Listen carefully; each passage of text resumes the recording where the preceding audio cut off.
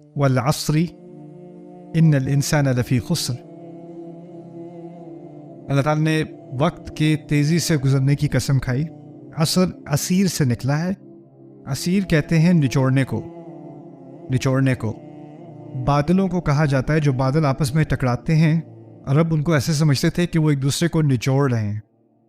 وَأَنزَلْنَا مِنَ الْمُعْصِرَاتِ مَاءً ثَجَّاجًا کہ ہم نے بادلوں کے لیے لفظ معصرات استعمال کیا کیونکہ وہ ایک دوسرے کو نچوڑتے ہیں اور پھر پانی گرتا ہے. یہ ایک سین تھا ان کے ذہن میں.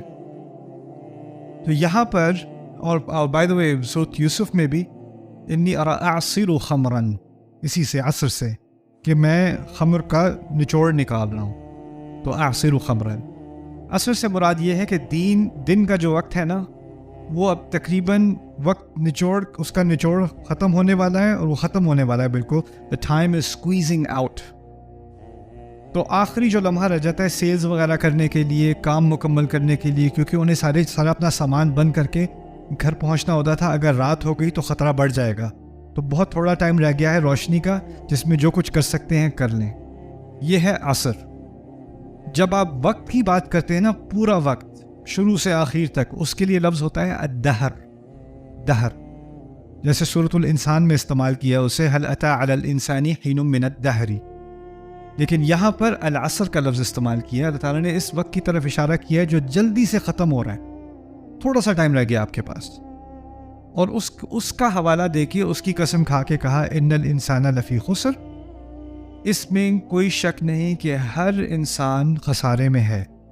اور ان دونوں کا تعلق تو بہت گہرا ہے. مختصر سی بات ابھی سمجھ لیں، 2 منٹ میں بات سمجھ آ جائے گی. وہ یہ ہے کہ اگر کوئی انسان کسی بھی نفع میں ہو، کسی بھی اچھی صورتحال میں ہو، ایک خسارہ اسے ہمیشہ ہوگا، اور وہ وقت کا خسارہ ہے. وقت اس کا گزر رہا ہے، وقت اس سے بچ کے نکل رہا ہے. آپ کچھ بھی، آپ پیسے بچا لو، آپ اپنی صحت کو بچا لو، آپ اپنی سچویشن کو بچا لو، آپ وقت کو نہیں بچا سکتے. اس نے گزر جانا ہے. والعصر، عصر سے کچھ نے مراد پوری انسان کی تاریخ کا گزرنا بھی لیا ہے. یعنی انسان کی پوری تاریخ اس بات کی گواہ ہے کہ انسان بار بار ایک ہی گڑھے کے اندر گرتا چلا جاتا ہے.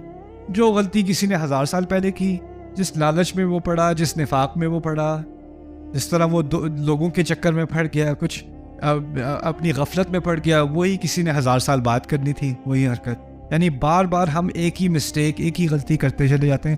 سوسائٹی بدلتی ہے، ٹیکنالوجی بدلتی ہے، زمانہ بدلتا ہے، لیکن انسان کی نفسیات نہیں بدلتی. وہ دوبارہ اسی حرکت میں بڑا چلتا چلا جاتا ہے. اسی لیے وہ زمانہ جو ہے نا وہ گواہ ہے اس بات کا. یعنی پوری انسان کی تاریخ گواہ ہے.